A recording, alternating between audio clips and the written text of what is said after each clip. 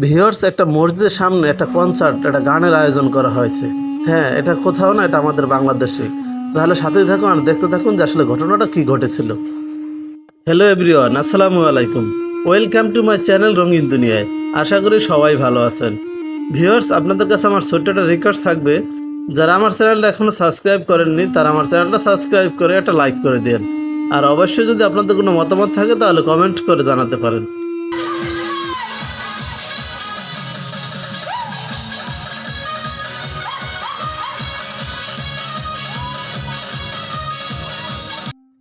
Viewers, এমন জঘন্য ঘটনাটা ঘটেছে কেরানীগঞ্জে। কারণ এখানে ইউপি নির্বাচন চলতেছে, তাই ইউপি সদস্য মানুষের মনোরঞ্জন করার জন্য, মানুষকে আনন্দ দেওয়ার জন্য এখানকার গানের এবং কনসার্টের আয়োজন করা হয়েছে। দুঃখজনক হলো সত্য, এই কনসার্টটি আয়োজন করা হয়েছে ঠিক মসজিদের সামনে। এটা অবশ্যই একটি জঘন্য এবং নিকৃষ্ট কাজ। আর আপনার কি মনে হয় এই জঘন্য এবং নিকৃষ্ট কাজটি কোনো অমুসলিম করেছে, কোনো হিন্দু করেছে বা কোনো খ্রিস্টান করেছে? না, এরা কেউ করে নাই। আসলে এখানকার যে ইউপি সদস্য তিনি একজন মুসলিম। আর এখানকার যে গানের আয়োজন করা হয়েছে, যারা এখানে অডিয়েন্স রয়েছে, যারা দর্শক, তারা প্রায় 99% হয়েছে মুসলিম। প্রশ্ন হলো যে এরা আসলে কেমন মুসলিম? আমার মতে এরা আসলে নামের মুসলিম, সরকারি আইডি কার্ডে মুসলিম, কিন্তু এরা আসলে আল্লাহর খাতার আসলে কেউই মুসলিম না। এরা সবাই মুনাফিক, এরা সবাই মুশরিক। কারণ কোনো ভালো মুসলিম, কোনো প্র্যাকটিক্যাল মুসলিমের কাজ আসলে এটা হতে পারে না। এই যে আপনাদেরকে দেখাই, যে এই যে দেখতে পাচ্ছেন যে এই মসজিদটার ঠিক সামনে, এখানে দেখেন যে এই মসজিদটার ঠিক বরাবর সামনেই আসলে গানের প্যান্ডেল করা হয়েছে। আর এখানে আসলে বিভিন্ন নর্তকী এনে আসলে গান গাওয়ানো হচ্ছে, ড্যান্স দেখানো হচ্ছে। আর এখানে দুঃখের বিষয় হলো এখানে ম্যাক্সিমাম হইলো আপনার কিশোর, ইয়ং যুবক না, যুবক আছে কিন্তু ম্যাক্সিমাম হইলো কিশোর। আর আপনি চিন্তা করেন যে এই বাচ্চা কাচ্চার ভবিষ্যৎ আসলে কোন দিকে যাবে, এই বাচ্চাদের আসলে মুভমেন্ট কোন দিকে যাচ্ছে। এরা আসলে নামে মুসলমান, কিন্তু এরা আসলে কামে কতটুকু মুসলমান আমি জানি না। আর দুঃখের বিষয় হলো ঠিক পরের দিনই এই মসজিদটিতে ওয়াজ মাহফিলের আয়োজন করা হয়েছে, কিন্তু এখানে আসলে আইসা দেখি আসলে তেমন কোনো মানুষ নেই। মানে হাতে গুনলে আসলে 10-15-20 জন মানুষও হবে না এই ওয়াজ মাহফিলে।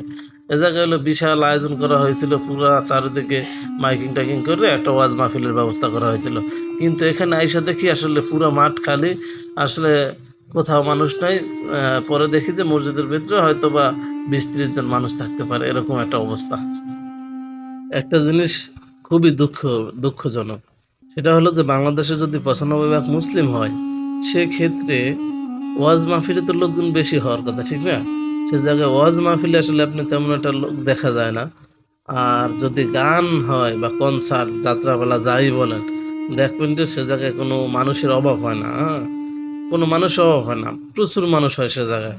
কিন্তু আসলে এর কারণ কি? এর কারণ হলো আমরা আসলে 90%, 95% বলেন আর 90% বলেন, যতগুলো মুসলিম আছে এর ভিতরে আসলে প্র্যাকটিক্যাল মুসলিম, যারা আমরা ইসলাম চর্চা করি বা ইসলাম ফলো করি, এরকম মুসলিমের সংখ্যা আমার মনে হয় যে 10%-এর বেশি হবে না, 10% হইতে পারে সর্বোচ্চ। এই জন্য এর রেজাল্ট স্বরূপ দেখা যায় যে আসলে আমরা নামে মুসলিম, আসলে কামে মুসলিম না। আমাদের আচার ব্যবহার, আচার আচরণ, কোনো দিক থেকে কোনো অ্যাঙ্গেলে আসলে আমাদেরকে মুসলিম মানে বোঝার কোনো কায়দা নেই, কিন্তু আসলে আমরা নামে ঠিকই মুসলিম। আর এখন আপনারা বলতে পারেন যে আমাদের এই অধঃপতনের কারণ কি? আর এই অধঃপতনের মূল কারণ যে শুধু সাধারণ জনগণ তা কিন্তু নয়। এই অধঃপতনের মূল কারণ শুরু হয়েছে বাংলাদেশের কিছু হুজুর থেকে, কিছু আলেম ওলামা থেকে। কারণ এদের আসলে চারিত্রিক অধঃপতন হওয়ার কারণে সাধারণ মানুষেরও চারিত্রিক অধঃপতন হতে শুরু করেছে। কারণ বাংলাদেশের ম্যাক্সিমাম লোকই হুজুরদেরকে ভালোবাসে, আলেম ওলামাদেরকে ফলো করে। আর আপনারা দেখবেন যে ম্যাক্সিমাম আলেম ওলামারাই, ম্যাক্সিমাম হুজুররাই একে অপরকে অকথ্য ভাষায় গালিগালাজ করে থাকে। এটা আসলে খুবই দুঃখজনক। ভিউয়ার্স, আজকের মতো এখানেই বিদায় নেব। দেখা হবে কোনো এক নতুন ব্লগ ভিডিও নিয়ে। সে পর্যন্ত আপনারা রঙিন দুনিয়ার সাথেই থাকুন, ভালো থাকুন, আল্লাহ হাফেজ।